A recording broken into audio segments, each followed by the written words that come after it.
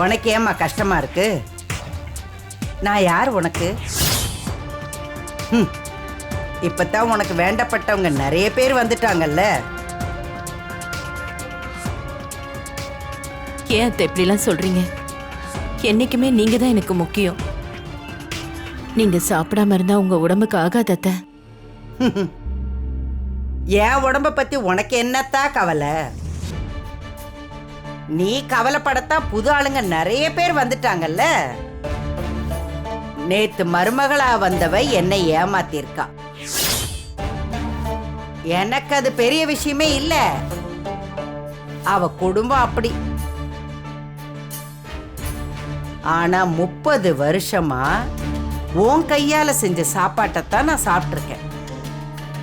ஆனா ஏன் நம்பிக்கையை நீ உடைச்சிட்டல்ல. இனியும் உன் கையால நான் சாப்பிடணுமா? எனக்கு வேண்டாம். நீ போய் சாப்பிடுத்தா. நான் பண்ணது தப்பு நீங்க நினைச்சீங்கன்னா எனக்கு என்ன தண்டனை வேணாலும் கொடுங்க, நான் வாங்கிக்கிறேன்.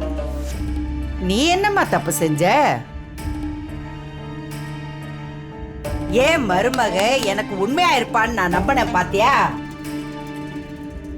அதுதான் என் தப்பு. அம்மா, சக்தி எல்லாத்தையும் என்கிட்ட சொன்னாம்மா. அவ செஞ்சது ஒன்னும் அவ்வளவு பெரிய தப்பு இல்லையம்மா. டேய், என்னடா உன் கொண்டாட்டிக்கு வக்காலத்தா? ஐயோ, அப்படி இல்லைங்கம்மா.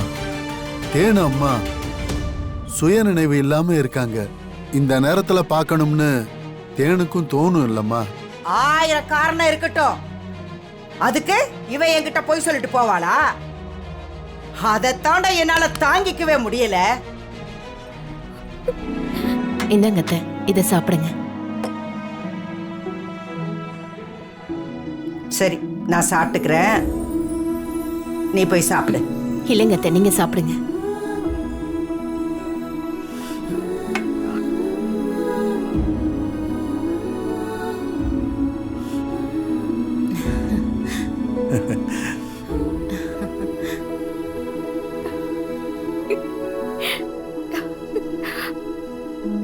அதான் நான் சாப்பிட்றேன்ல, நீ போய் சாப்பிடு போ.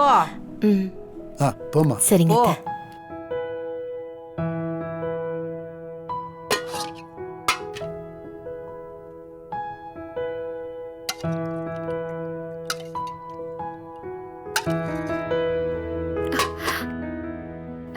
அத்தை, இந்தங்க அத்தை சாப்பிடுங்க.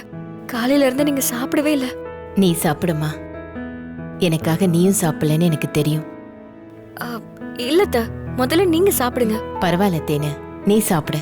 அத்தை, நான் ஒன்னு சொல்லவா? என்னம்மா? என் அம்மாவும் வீட்டுல சங்கடமா உட்காந்துட்டு இருக்கும்போது நான் தான் அவங்களுக்கு ஊட்டி விடுவேன். நான் ஏதாவது வருத்தத்துல இருந்தா அவங்க எனக்கு ஊட்டி விடுவாங்க. அத்தை, நான் உங்களையும் என் அம்மா மாதிரி தான் பாக்குறேன். நான் உங்களுக்கு ஊட்டி விடவா?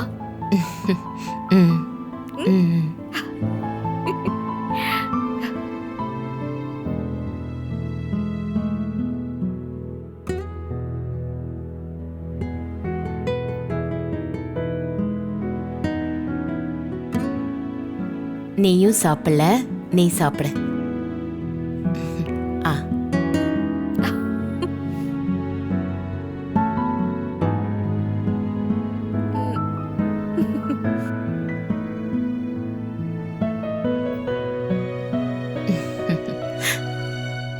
இந்த வீட்டை வித்துடலான்னு இருக்கேன். கல்யாணத்துக்கும் பணம் தேவைப்படுது. வீட்டை வித்துட்டா கொஞ்சம் பணத்தை செலவுக்கு வச்சுக்கிட்டு மீதிய எஃப்டில போட்டு வைக்கலான்னு இருக்கேன். எப்பக்கா விற்க போறீங்க? நிறைய பார்ட்டிங்க கேட்டிருக்காங்க. 1 வாரத்துக்குள்ள வித்துடணும். 1 வாரத்துலயா? என்னக்கா சொல்றீங்க? ஆமா மீனாட்சி, 1 வாரத்துக்குள்ள நீ வீட்டை காலி பண்ணி கொடுத்துடு. அக்கா, 1 வாரத்துல எப்படிக்கா காலி பண்ண முடியும்? வேற வீடு தேடணும். அதுவும் இல்லாம அம்மா ஹாஸ்பிட்டல்ல இருக்காங்க. அவங்க வந்ததுக்கு அப்புறம் தான் நான் வேற வீடே பார்க்க முடியும். உங்க அம்மா எப்பமா வரது? அவங்க கோமால இருக்காங்க. அக்கா, இங்க பாருங்கக்கா, அவங்க சுயநினைவு இல்லாம இருக்காங்க, அவ்வளவுதான். எல்லாம் ஒண்ணுதானம்மா. உங்க அம்மா எப்ப வர்றது, நீ எப்ப காலி பண்றது? பொண்ணுக்கு ஒரு நல்ல இடம் அமைஞ்சிருக்கு. நான் சீக்கிரம் கல்யாணத்தை பண்ணணும்னு இருக்கேன். என்னக்கா நீங்க திடீர்னு இப்படி காலி பண்ண சொன்னா அதுல கொஞ்சம் கூட நியாயமே இல்லக்கா. என்ன நியாயம் இல்ல? முதல்ல இந்த வீட்டுக்கு 3000 ரூபாய் வாடகையில தான் நீங்க குடி வந்தீங்க. அப்ப அட்வான்ஸ் கூட கம்மியா தான் கொடுத்தீங்க. உங்க அம்மா 2 குழந்தைங்களை வச்சுட்டு கஷ்டப்படுறாங்களேன்னு சொன்னதுனாலதான் நான் கம்மியா வாங்கினேன். அதுவும் 2 தவணையா தான் கொடுத்தீங்க. அப்போல்லாம் நியாயமா தெரிஞ்சது இல்ல? என்னாச்சு உனக்கு? காலையில இருந்து நானும் பாக்குறேன், டல்லாவே இருக்க. அதெல்லாம் ஒன்றும் இல்லை. இல்லையே, நாங்க கூட சம்டைம்ஸ் வேலையில மிஸ்டேக் பண்ணுவோம். நீ சின்ன தப்பு கூட பண்ண மாட்ட. இன்னைக்கு இப்படி மாத்தி கொடுக்குற. என்ன பிரச்சனை உனக்கு? இல்ல, எங்க ஹவுஸ் ஓனர் 1 வீக்ல வீட்டை காலி பண்ண சொல்றாங்க. அவங்க வீட்டை விற்க போறாங்களாம். அதான் என்ன பண்றதுன்னு தெரியல. இன்னும் 1 வாரத்துல எப்படி வீடு தேட முடியும்? டைம் கேட்க வேண்டிதானே? கேட்டு பார்த்துட்டேன், அவங்க தரல. என் அம்மாவும் ஹாஸ்பிட்டல்ல இருக்காங்க. இப்ப எனக்கு என்ன பண்றதுனே தெரியல. சரி, உன்னை பார்க்க உன்னோட ரிலேஷன் ஜீவான்னு ஒருத்தர் வருவார்ல, அவரு சும்மா ஊரை சுத்திட்டு இருப்பாருன்னு தானே சொல்லுவேன். அவர்கிட்ட கேட்டுப்பாரு. இல்ல இல்ல, அதெல்லாம் வேணாம். என் பிரச்சனையை நான் தான் ஃபேஸ் பண்ணணும். மத்தவங்க கிட்ட எதுக்கு சொல்லிக்கிட்டேன்? எனக்கே இப்பதான் உன்னை ஞாபகம் வருது. எனக்கு தெரிஞ்சவங்க வீடு காலியா இருக்குன்னு சொன்னாங்க. அப்படியா? எந்த ஏரியால? நம்ம ஆபீஸ் பக்கத்துல தான். ஆ, இரு, நான் அவங்க நம்பர் உனக்கு அனுப்புறேன். ஆ.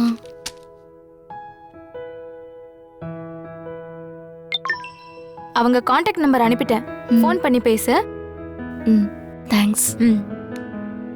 நீ தனியா தான் இருக்க போறியா அம்மா? ஆமாக்கா, அம்மா வந்ததுக்கு அப்புறம் அவங்க கூட இருப்பாங்க. எப்ப வருவாங்க? தெரியல, எப்ப வேணாலும் குணமாயிட்டு வந்துருவாங்க. இல்லம்மா, பொம்பளை பிள்ளை தனியா இருக்கேன்னு சொல்ற, எதுவும் சரியா படலையம்மா? ஏன் அப்படி சொல்றீங்க? நான் வாடகைலாம் சரியா கொடுத்துருவேன். சுகன்யா ஒர்க் பண்ற ஆபீஸ்ல தான் நான் அசிஸ்டன்ட் மேனேஜரா ஒர்க் பண்றேன். வாடகை பத்திலாம் எதுவும் இல்லம்மா. இப்படிதான் முன்னாடி 2 பொம்பளை பிள்ளைங்க இங்க தங்கியிருந்தாங்க. காலேஜ் படிக்கிறேன்னு சொன்னாங்க. நானும் சின்ன பொண்ணுங்களாச்சேன்னு வீடு கொடுத்தேன்.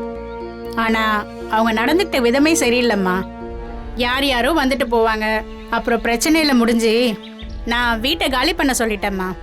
அதனால குடும்பமா இருக்கிறவங்களுக்கு தான் வீட்டை விடணும்னு முடிவு பண்ணியிருக்கேம்மா. நீ ஒன்றும் தப்பா நினைச்சுக்காதம்மா. சரிங்கக்கா, பரவாயில்ல.